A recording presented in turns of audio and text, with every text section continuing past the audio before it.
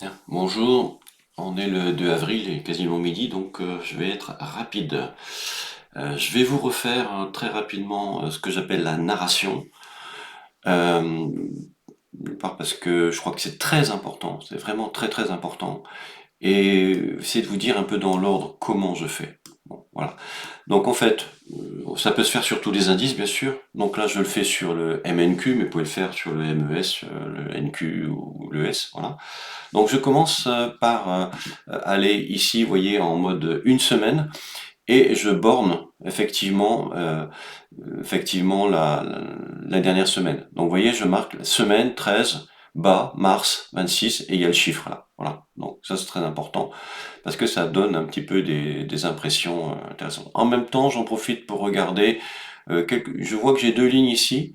En fait, ces lignes, elles appartiennent, si vous voulez, au trimestre précédent, hein. Donc, on n'est pas dans du 0,626 ici, sur ces deux valeurs-là. On est dans du 0,326. Donc, ça a une valeur, ça donne une indication. En fait, c'était les plus hauts ici. C'était ces deux barres que vous voyez ici, c'était les plus hauts ici qui ont été décalés à cause de la migration et de la rotation des contrats futurs. Ok. Donc, à revoir. Ce que je regarde aussi, c'est les Bollinger. Ce que je regarde, c'est la résistance court terme dans un espace semaine du trend, hein, de ce qu'on appelle de l'extra trend. Je regarde la MM20, je regarde la MM50, voilà, et je regarde un petit peu les bornes qu'on vit, qu'on est en train de vivre en ce moment dans cet espace-temps. Voilà. On a ici la MM200. Donc ce qu'on voit, ce que tout le monde appelle quasiment un crash ou ce que vous voulez, c'est une consolidation. Point barre. Les prix ont cassé la MM20, ok. Les prix ont cassé la MM50, ok. Donc dans toute manifestation de ce type, les prix peuvent revenir taper effectivement la MM20 ou la MM20, la MM50 et la MM20 et relancer. Voilà. Pour l'instant, on n'est pas en crack de l'indice. Donc ça, je le fais le samedi et le dimanche. Je regarde aussi le volume par prix ici. Ok. Je regarde aussi. Je regarde la volatilité. Je regarde tout, hein. Voilà. Après, je passe en mode jour. Donc évidemment, quand on passe en mode jour, ça veut dire que tous les jours, on va remettre les bornes sur nos bougies jour. Voilà, c'est un peu long parce que il y a beaucoup de données à mouliner et il y a beaucoup de traces. Euh, c'est quand il veut. Voilà, il veut. Euh, voilà. Alors évidemment, ça commence à s'étoffer un peu plus. Voilà. Ok, donc on est en mode jour. Ça, c'est la journée d'aujourd'hui. Ça, c'est la journée d'hier. Donc ce matin, j'ai tracé la borne basse ici. Et ici, là, il faut tracer la borne haute. Je pensais l'avoir fait, mais elle n'y est pas. Donc je le fais.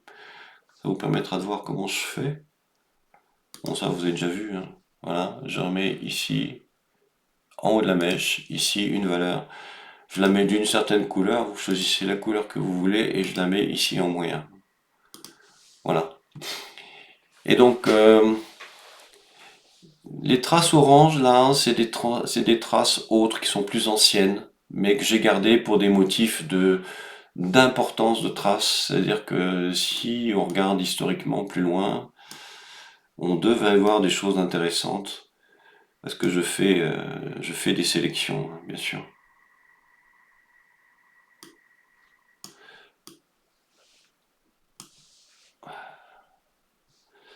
On va voir si ça veut dire quelque chose. Vous voyez, ça va très loin. Donc celle-là, elle va très très loin. Là aussi. Où est-ce qu'elles vont?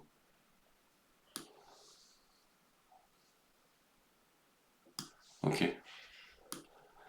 Elles vont dans des espaces-temps 0,3, 26. Ça me paraît intéressant. C'est une espèce de plat. Ici, avec, si vous voulez, ça. Vous voyez comment je regarde? Là, une pince de crabe. Ok. Ça, ici, là, on a des petits pics. Voilà, ici, pourquoi elle est là? Elle est là parce que vous avez effectivement, ça vient taper. Par exemple, celle-ci, on est en dessous ici, ça remonte et ça vient retaper ici et ça rebondit. Ici, un point, 2 points, 3 points. Donc c'est des anciennes traces, ok.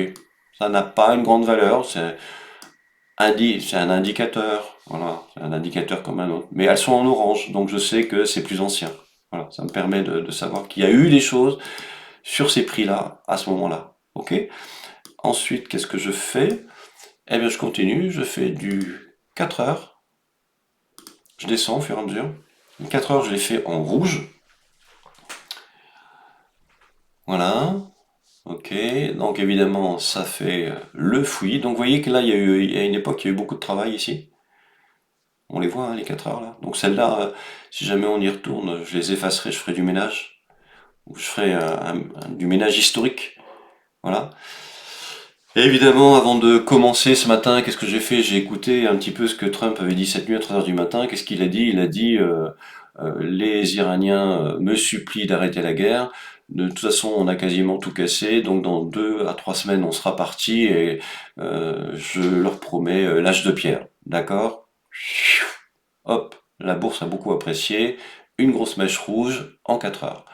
Avec ici une semaine 12, ok, bas, semaine 12 bas, mars, ok, et un point 4 heures que j'avais mis ici, voilà, ici, qui était là aussi. Donc c'était, si vous voulez, effectivement ce que moi j'appelle, quand il y a plusieurs points qui se rejoignent, un front run.